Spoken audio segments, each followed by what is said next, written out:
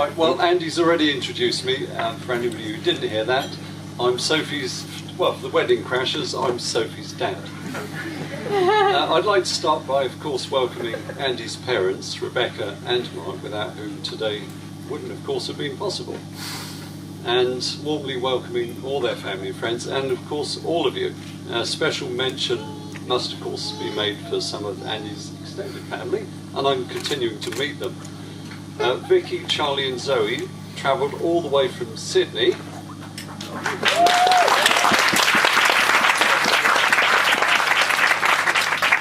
And there's another lady, Eleanor, apologies, who's come all the way from India.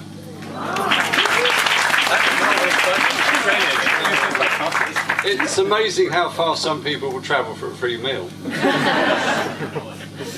So we'd like to thank you all for your kindness, help and amazing generosity, without which this would actually have been very different. So thank you all. Now then, Sophie, there she is. I had a completely unforgettable first meeting with Sophie. It was approaching midnight on June the 2nd, midnight on July the 3rd, 1995.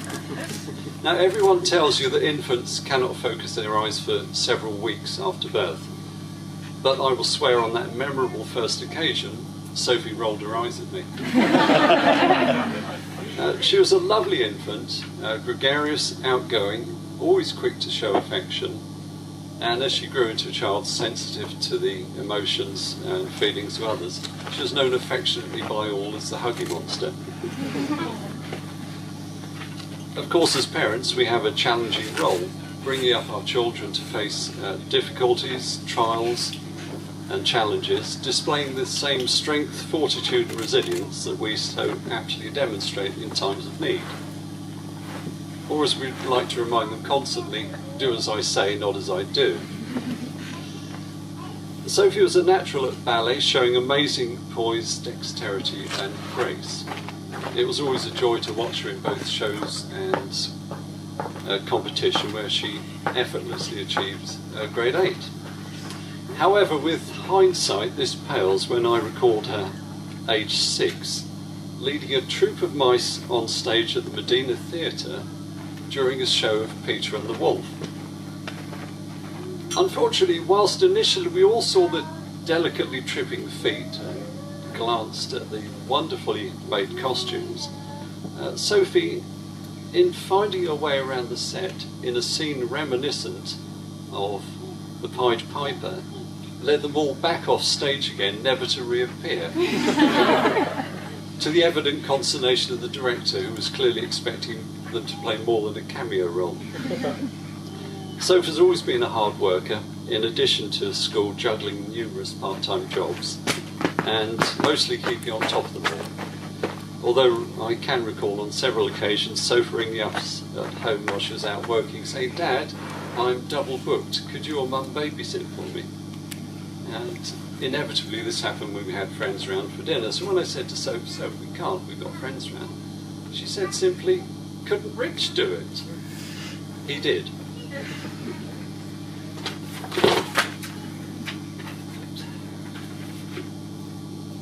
Like all parents, Sarah and I are extremely proud of our children, and of course, like parents everywhere, we don't always agree with their views or choices.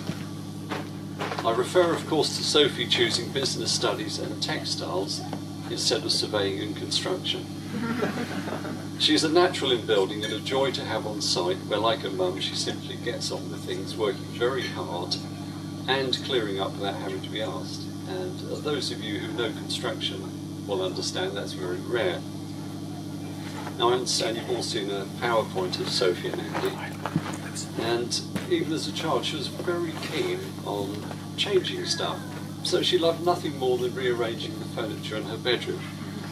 Many is the time I overheard Sarah asking Sophie, "Did you hoover under the wardrobe once you moved it?"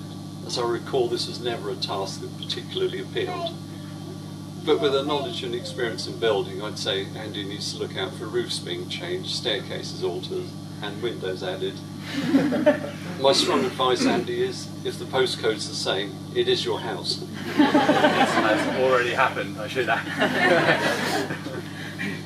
Andy asked us for a private meeting well away from Sophie's ears. As you can imagine, we had a shrewd idea of why he'd asked to see us, and sure enough, he asked us for Sophie's hand in marriage.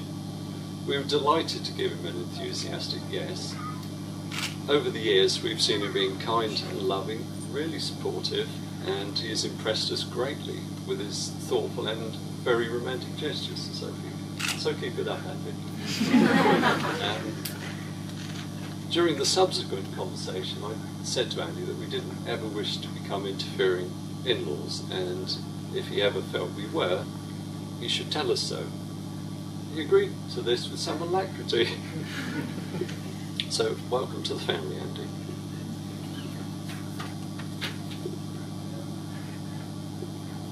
Right, now we all know that marriage is a tough game. Those of you who are married know this better than most. The ONS produce figures every year showing that more and more marriages are ending rather badly. So many people, of course, choose to live together. So why get married? An analogy I used recently is this. Imagine you want to travel Route 66. That's 2,450 miles from Arizona to Missouri. You could choose to sit in the back of a car, deriving a certain pleasure from accomplishing the journey, or you could hire a Harley, where you could suffer from breakdowns, gravel rash, extreme heat and cold, get soaked in downfalls, run off the road by rigs, and experience a journey you'd never forget. That's marriage. The gloves come off. So, Andy and Sophie, they say love is blind, but marriage is a real eye-opener, as you're about to find out for yourselves. So I'd just like us all to raise our glasses to Andy and Sophie. That's yours. Is it mine? Yeah. Oh, lovely. Thank you. To the bride and groom.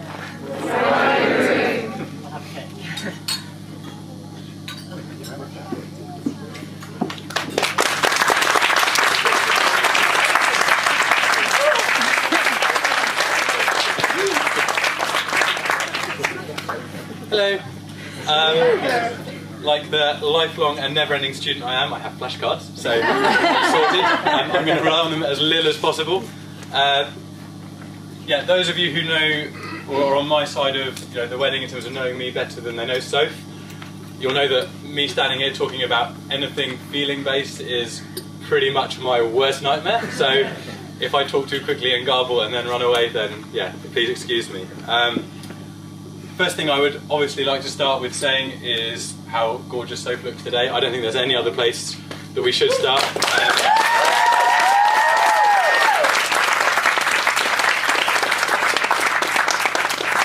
So a massive thank you to everyone who helped out on Soph's side of things this morning. It sounds like it was relatively stress-free. I don't know if I've been given the full version, but Soph turned up pretty much on time and smiling, so you did a fantastic job. So thank you very much for that. This may come across as a list of thank yous. I hope it doesn't come across quite as bland as that. But I would like to, first of all, say thank you to Soph's family. So to Nick and Sarah in particular, and also to Em and Rich. I've been completely welcomed into the family over the course of the last 7 years, which hasn't always been easy in terms of us living on the mainland with Nick and Sarah being on the island. But every time we've come back for any sort of social event, they have been utterly welcoming, and it feels like we've walked back into home as soon as we've come back to the island. So we're immensely grateful for that. In terms of their parenting, I firmly believe that any individual is a sum of their upbringing, and I have to say that Soph is one of the kindest-hearted people, if not, well, she is the kindest-hearted person. Worded that well, didn't I? She is the kindest-hearted person I've ever come across, and I think that has to be a strong reflection of how she's been brought up over the last 20-ish years. Counting down. In terms of Nick and Sarah as people, I can't think of many people I've met in my life who I would say have had purer hearts. So with no one with better intentions will give a crazy proportion of what they have available to give away to other people, and yeah, I think that can't be a bad influence to be around. So you've been positive influences on me over the last 7 years. I've learned various things from you and incorporated them into my life that I won't go into now, but various positive things for other people I now do because you do them. And as a couple, we're both massively grateful for your ongoing support. So thank you very much to both of you.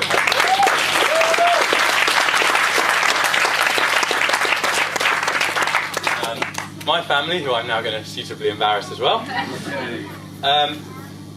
Again, a bit of a cliche, but I don't really think there's a replacement for a loving household and a loving upbringing. And I've certainly had that. I have the most loving parents you could imagine. And I feel that, well, similarly to what I've said about Sophie getting the traits from her parents, I honestly feel like I've picked up the same positive habits, the same positive intent from my parents. I'm so extremely grateful, although that word doesn't really seem to do it justice. I have incredible siblings, so Hazel and Rob are here. I've, as Nick has touched on, an incredible extended family who, the Australian side of the family, we've only been firmly in touch with for 2 or 3 years, and are already at the stage where they feel ready to fly 11,000 miles across the world for a wedding in a tent. So we've obviously made a fairly good impression, but they are the most incredible, loving people. And Hazel, Rob and I are acutely aware that, you know, the Australian side of the family, if we don't keep that generation, that connection going with our generation, it's likely to, well, die with our generation, literally, metaphorically, everything. So the fact that we've hit it off so well with them and they've come so far, and for Ellen to come across from India is just such a massive compliment, and just, yeah, demonstrates what an incredible family base unit I have, and Hazel has, and Rob has. And we've been so pleased to welcome Sophie into the family. And I think the first time Dad met Sophie, and I sat in the car with him afterwards, and the first impression he had of Sophie saying, "Oh, basically, wrap her up, take her home, don't."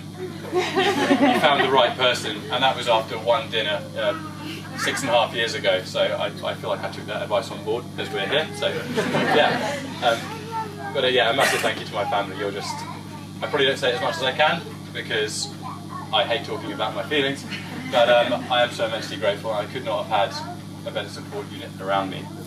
Family gone. Friends and organising help.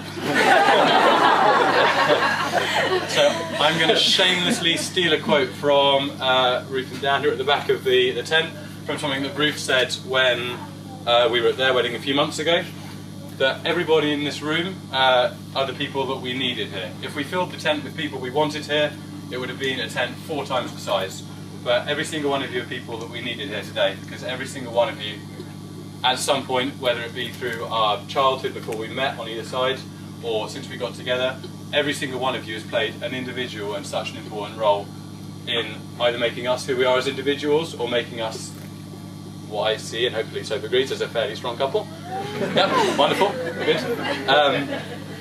But yeah, you are the people we needed here. So the distance people have travelled has varied from, you know, a mile down the road to Sydney, but however far you've come, and we're aware that about 80% of you have had to come from the mainland, so sorry about that. But thank you for travelling overseas. Most of the feedback I've got about the island has been positive. I think the weather's helped, but yeah, thank you all so much, and every single one of you. So whether it's Ben, who pretty much introduced us all those years ago, or whether it's people at work who have kept me motivated and kept me going, or whether it's people from uni who got me through my undergrad, I could look around the room and say, how's the Prosecco going, guys?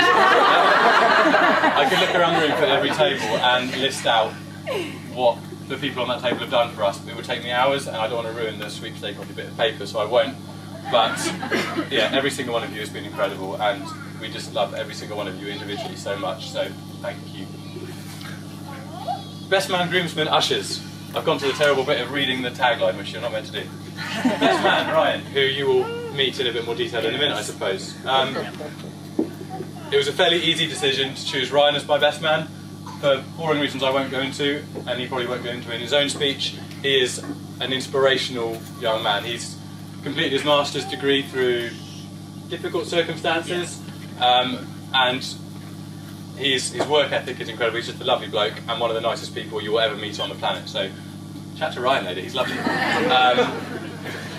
Yeah, I was going to say I can't really say a bad word about you, but I wouldn't anyway at this point. But you are...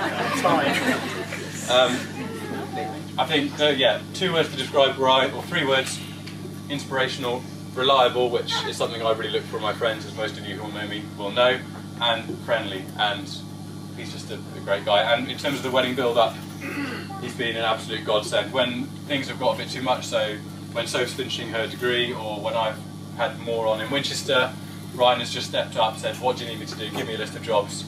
And he's just ticked all the boxes. This is going on longer than I planned, sorry. Yeah, he's ticked all the boxes and just taken so much heat off us when we needed him to, and there's no one else I could have had as a best man. My groomsman, Andy, is strong. He's a thoroughly nice guy, and I do think, well, okay, it's nice to have a friend that you know would be useful on if a scuffle ensued at any point. So I hang out with him as much as possible. One of the reasons we're friends, isn't it? Oh yeah, he's a bouncer. Andy again has just been utterly reliable, a great friend. He's recently joined and left the workplace, recently left the workplace, didn't recently join. But he's a great friend in work, he's a great friend out of work, and has just been, again, a godsend in terms of the wedding. Third groomsman is my brother Rob, who I absolutely love to pieces, and I'm not going to embarrass him because he doesn't want me to, but I've covered him in the family. He's just an absolute star. Talk to him too, he's lovely. He loves talking to new people, so... No, please don't. Rob, I love you very much, and thank you for your help in the build-up to the wedding. You've been a star. Bridesmaids and maids of honour. Talking on Sophie and my behalf here, I personally know how much of a crutch you've all been to Sophie at different times in her life, whether it's through childhood or at uni or a bit in between. She couldn't have a better friendship group. All of you are so easy to get on with. You've all welcomed me into your friendship group at uni, even though I've been around your house quite a lot, and probably so much it's been fairly irritating and Brighton at times. None of you have ever said a bad word to me, and if you've said it about me, it's not been to my face. So for that, I'm grateful. You've all done an incredible job helping Sophie get ready for the wedding, and yeah, you're just great people, really. Love you all, so you're wonderful. So thank you for your help. I'm speeding through this a bit now, sorry. Am I meant to do toasts as we go through? I've just thought this. We'll just do one big toast at the end to everyone, and it will be okay.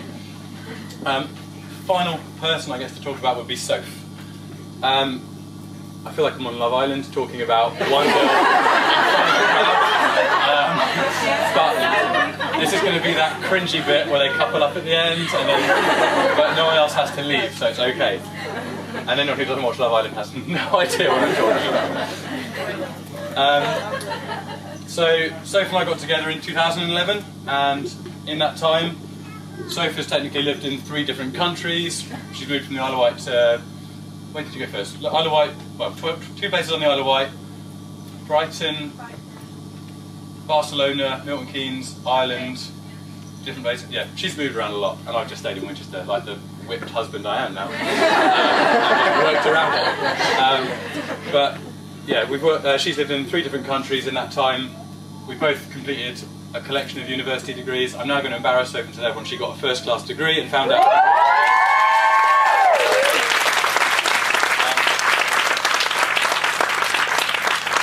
I may be in trouble on that one, but she's absolutely smashed the degree, and I know a lot of you guys did as well, so congratulations. We've done various house moves. We've both lost an appendix in that time. There's been a lot going on. And this wasn't in the speech. The chances of losing an appendix is 1 in 13. So for both of us, that's like 1 in 169. That is crazy averages. Not crazy odds.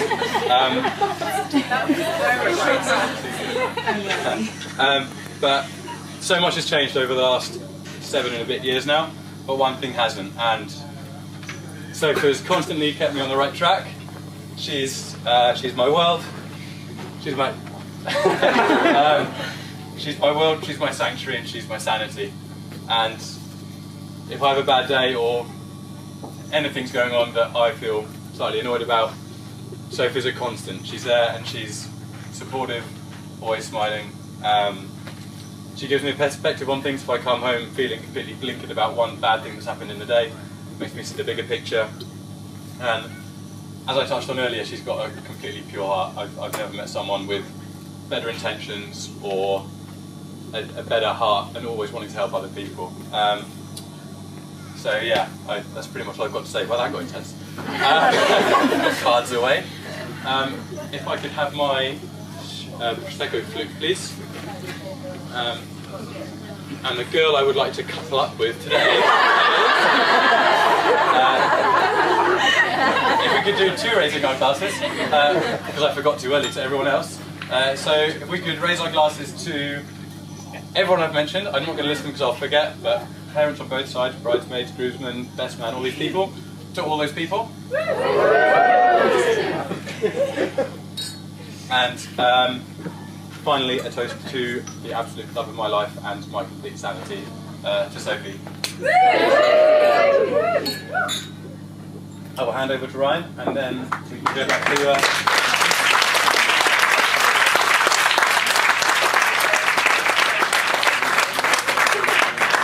Good evening, ladies and gentlemen. As already introduced, my name is Ryan, and for some reason Andy decided it would be a great idea to choose me to be his best man. I know Ryan hates talking to large crowds, it's all been building up to this moment.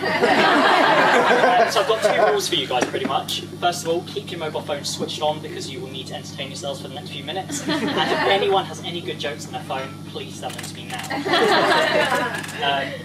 So talking of jokes, I actually had a conversation with Andy about 3 or 4 weeks ago regarding some material that I thought I could slide into the speech.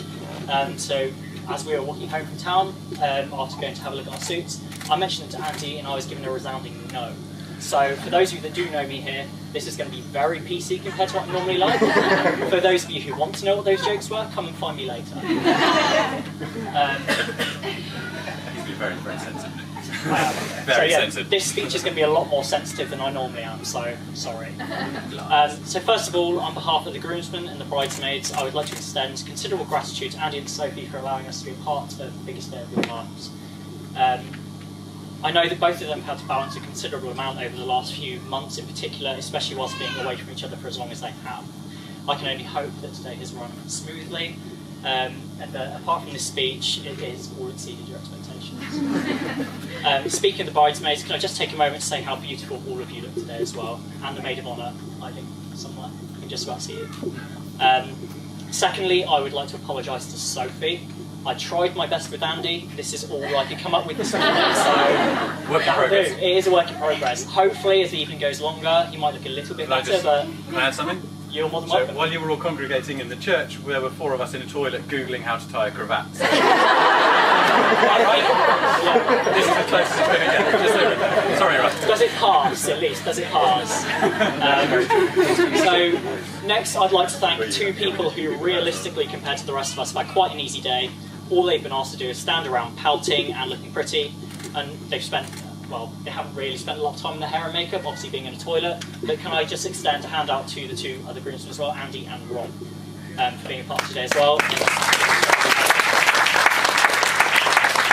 Now, compared to a lot of you in this room, I haven't been blessed to know Andy for a considerable period of time, making my announcement as best man even more of a shock when he decided to tell me in the analysis week. And I will admit to you now, although I didn't then, I did actually shed a tear when I walked away. So thank you very much for allowing me to be part of today. So I initially knew of Andy at uni as someone who was intelligent and liked poker. And that's not really any different now, to be brutally honest. Thanks, Ryan. But you know, I got to learn an awful lot about Andy when he, you know, joined in with our postgraduate. And most of the time that we spent actually really getting to talk to each other properly was spent in the gym of all places. Somewhere that you probably wouldn't really associate the pair of us with communicating. So usually I used to work first thing in the morning. Andy might come in at lunchtime, he might come in first thing in the morning, and I would literally go over, give him a little rub on his bum when he was on the exercise bike, and we'd just have a long conversation about life. It kept him motivated, what can I say? And, you know, I would like to add to that, it's something he never prevented me from doing, so... I've got nothing. He doesn't, it's fine. So through these talks, our friendship really started to develop, whether it was talking about uni stuff, whether it was life in general. And I'd like to say that actually talking to you in the gym more than anywhere was what really started to escalate our friendship. And I'm so grateful for that, especially through all that I've been through. You've been a rock, and I can't thank you enough for that. So through all this as well, over the months I really got to know Andy, I got to identify so many positive characteristics in him.